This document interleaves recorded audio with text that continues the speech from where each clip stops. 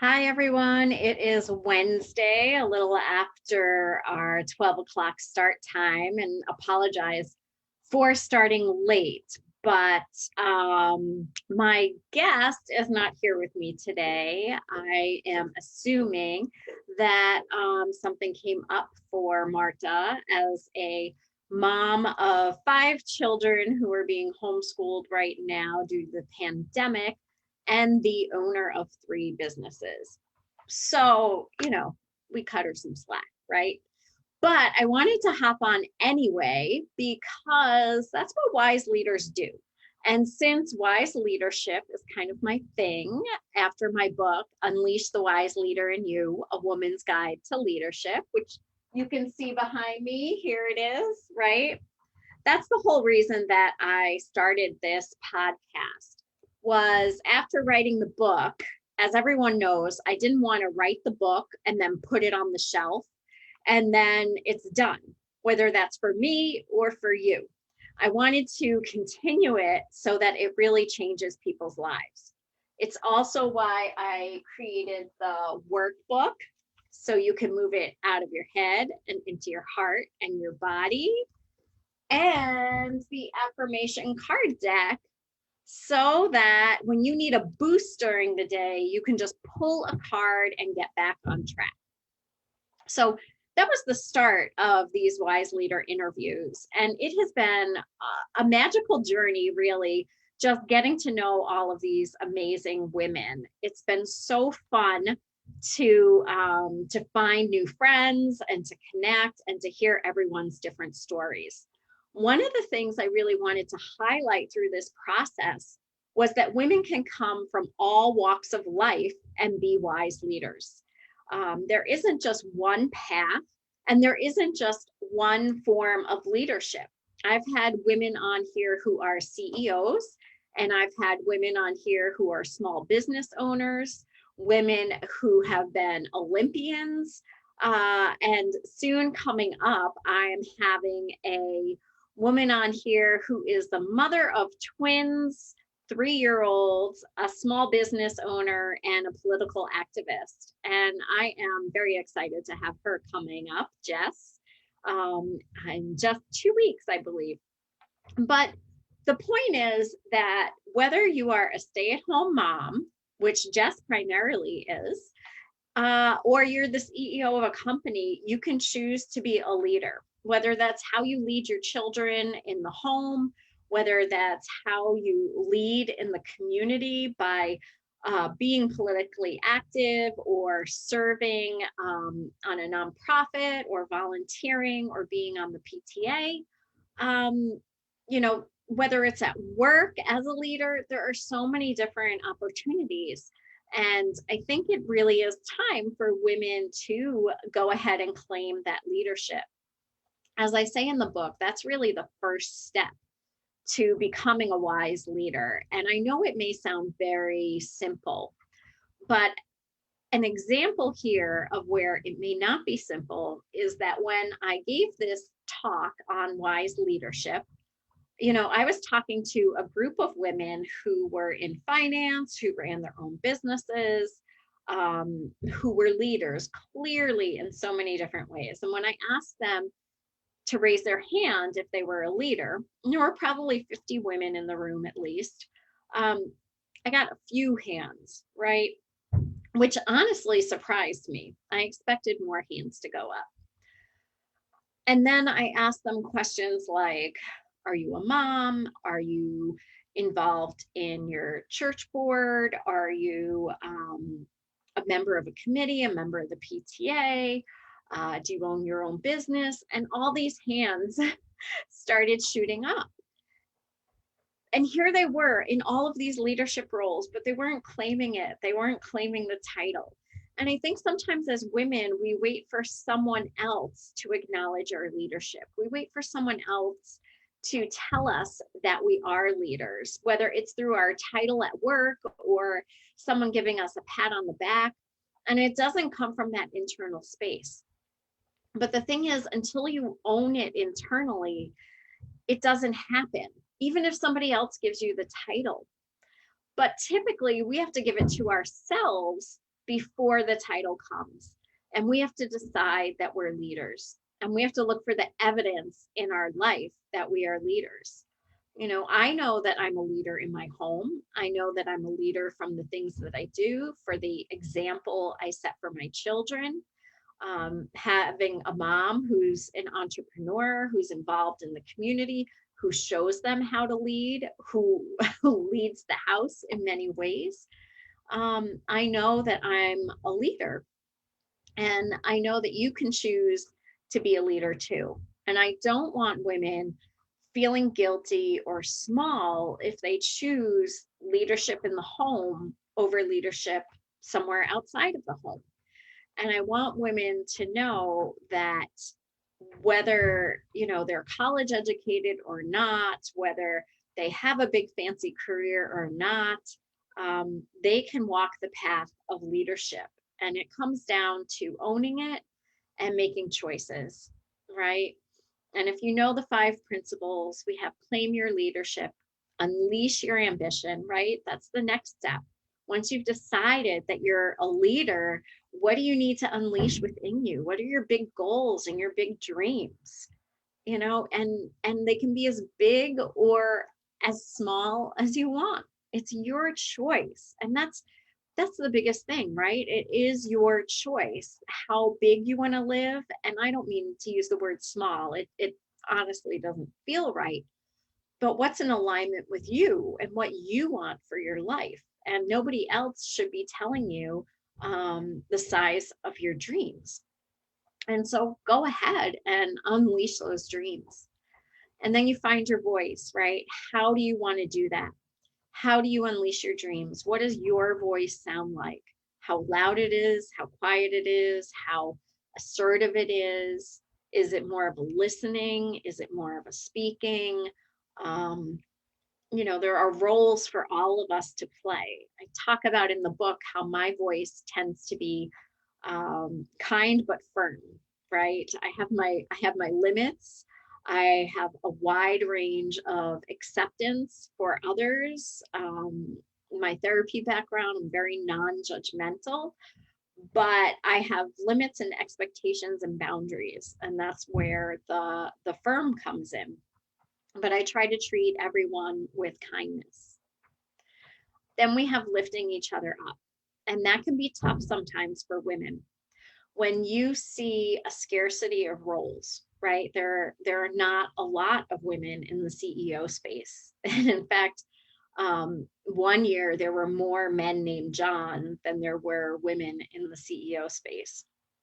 And so when we perceive this sense of lack, when we perceive this sense of scarcity with one another, then we tend to compete with one another instead of collaborating and lifting each other up. And so we have to unwork those mindsets. We have to really start to believe in abundance and that there is enough for all, and that we're all uniquely different in what we contribute. My voice is going to be different than yours. My ambitions are going to be different than yours, even when we think on the outside that they look the same. The more women work together, the more we lift each other up, the more we expand the potential for all women. And that's wisdom. And then finally, we have the power of purpose. And the power of purpose is your big why, right? In writing the book, I talk about some of the tragedies I've experienced in my life, where losing my father in 9/11 at a young age, and later in life, losing my sister unexpectedly, how that shaped my life and how they are my why. They're not here anymore to do their good work in the world. And I'm here to do it for them. I'm here to do it for all of us. Instead of allowing tragedy to stall my life or take me down, I made a very conscious choice to put more good out into the world and to make a difference in the world. And when you have a big why like that, it keeps you going. Even when you're stressed out, you're overwhelmed, all those things us leaders and high achievers do to ourselves, it keeps us motivated, it keeps us going. And that doesn't mean we should not take care of ourselves or that it's okay to slow down, but it keeps us from giving up, and it keeps us looking for solutions. So those are my 5 principles of wise leadership, especially for women.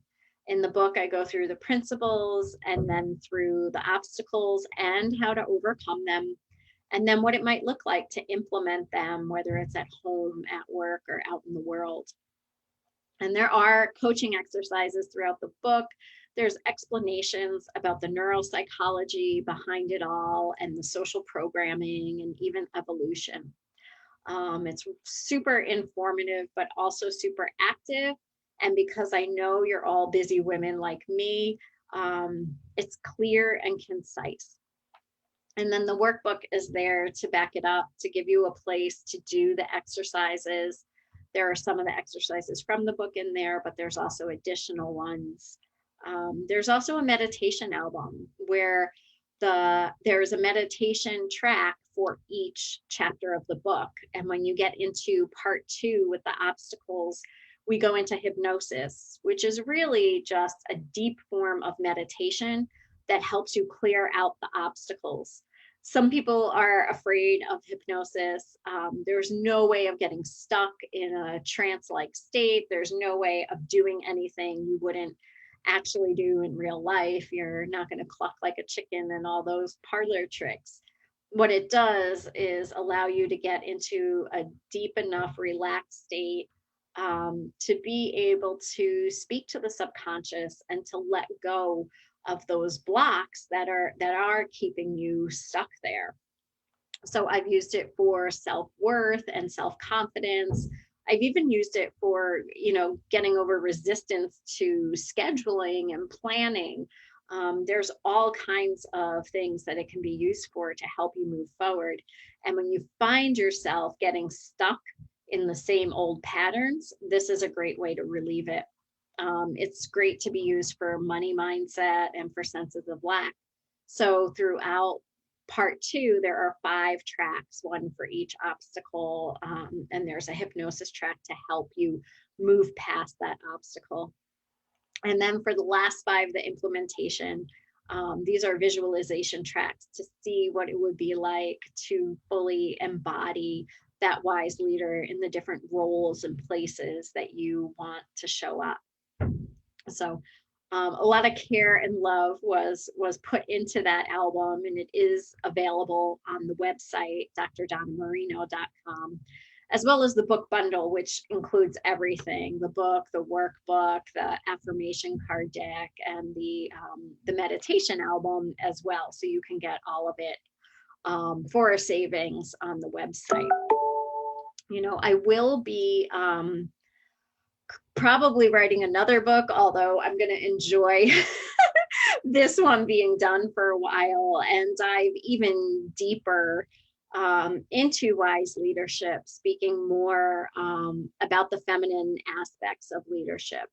There's a lot of masculine inner energy in our world, and the masculine energy is it's more forward momentum. And I'm not saying that women don't have forward momentum, but it's more of a hurried pace, a more kind of sense of pressure, more assertive. And again, these are not bad, but we need to be in balance. And right now there is, and there has been for a long time, an imbalance of masculine and feminine energies. And feminine leadership tends to be more intuitive. It tends to be more about flow. And it's more about going with the current than fighting it. And so I think in that next book, I'm going to be talking deeper about wisdom and intuition and leadership and leading from a feminine space, and how that can inform all of us and create better leadership. I believe that when we have more diversity at the table, whether that's gender, race, religion, ethnicity, sexuality, when we bring these different representations at the table, we get lots of different perspectives and different ways of leading, and we get out of things like groupthink, and that being able to challenge each other a little bit or share your different perspective allows us to serve more people. And so I think the next book's going to be a little bit more about that. If you've read the book already, I would love to hear your comments, and I would love, to hear how you're putting it into action, because I love that piece. And if you haven't already written a review on Amazon, I'd love your review on the book or the workbook. And I really do love hearing from my people as to how it's impacting your life. And right now I have a group of wise women leaders, and we meet once a month to talk about these things and to navigate the corporate politics, the internal struggles, and really both do the internal work as well as the external strategizing and tactical. And that's been a big blessing in my life as well.